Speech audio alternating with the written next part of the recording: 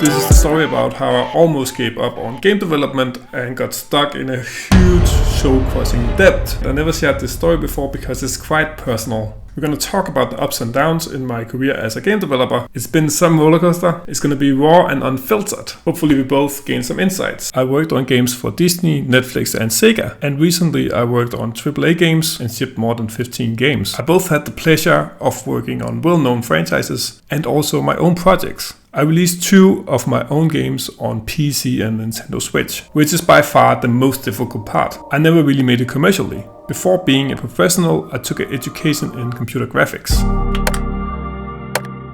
Back in 1999, my interest for CG started slowly, but back then it was a different world. You couldn't just download a free 3D software or game engine. There were only a few 3D programs and they cost big bucks. So through a friend I managed to acquire a version of 3ds Max. The first PC game I ever bought was Tomb Raider because the package looked so cool and my cousin told me it was sick. I just thought that games didn't look that good. I liked animated movies more, and even starting with all the code for games, it just seemed impossible. However, I knew I wanted a career within the computer graphics world. Even if I had dabbled a bit in Warcraft 3's World Editor and Valve's Hammer Editor, I still didn't think I would end up making games, but that was all about to change. We are Second Studio and I'm Nikki and this is Dennis. In the summer of 2013, me and my friend Nikki, we formed a game studio. Our goal was to create amazing games. Are you ready?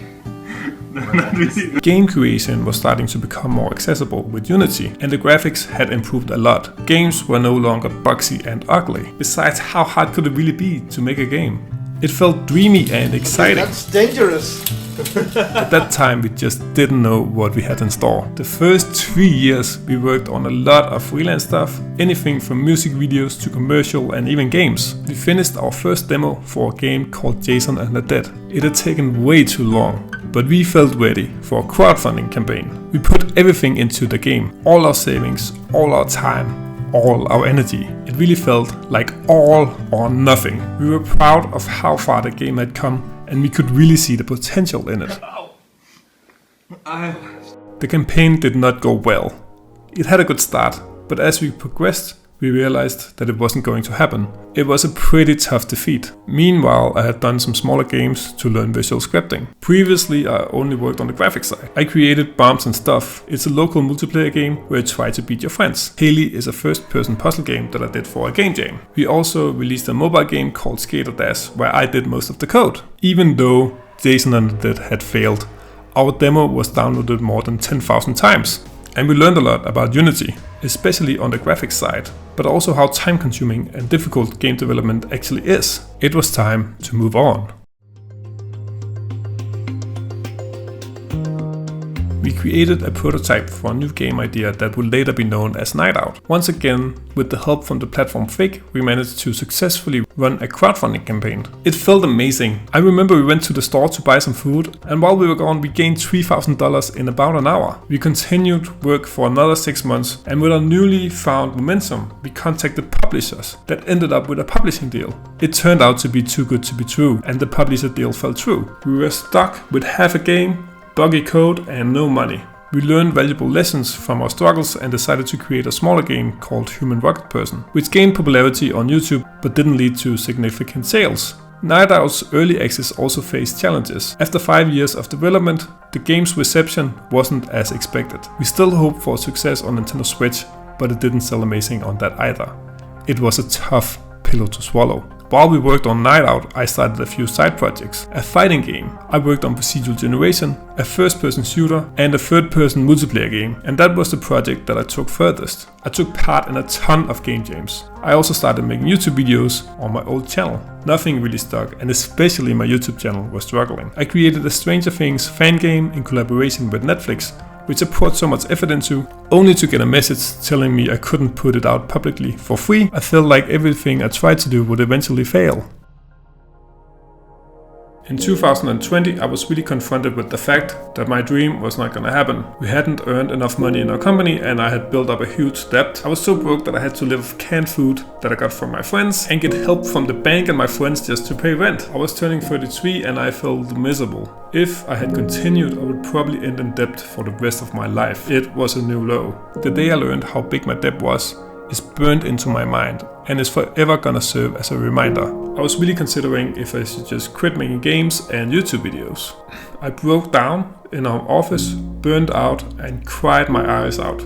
Everything was just bad. The biggest reason was that I felt a disconnect with my own expectations and how things turned out. I thought I made great videos and amazing games, but I just didn't get that feedback from the world. I had a hard time seeing what I did wrong, and while I could see small places to improve, I really lacked the bigger picture. It's silly because it was so self-inflicted. I came to the conclusion that if I could still work on games in my spare time and have a job, I would be pretty happy, and I really enjoyed making videos. So I decided to continue with the perspective of doing it for my own enjoyment and not to make big bucks. That also meant I needed a new job.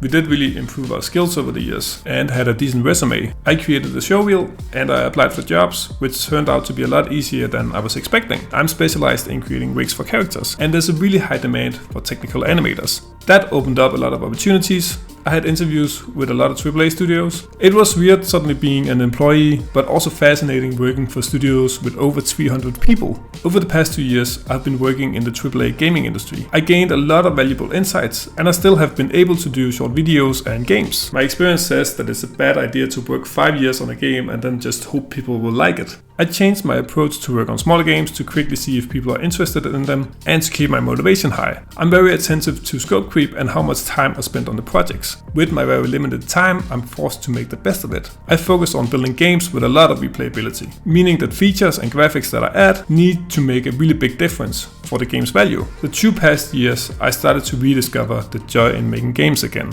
I made a small climbing game which is endless and you can play as a wolf. I'm working on another project called Bloody Pigs, which I share devlogs about here on the channel. I also actually started growing an audience on TikTok, and YouTube is slowly following. The most valuable lesson that I learned is that putting all your eggs in one basket is a bad idea. I'm extremely lucky to be in a position where I could get a good job and still work with something I love to do, and have such passion for game development after this incredibly hard journey.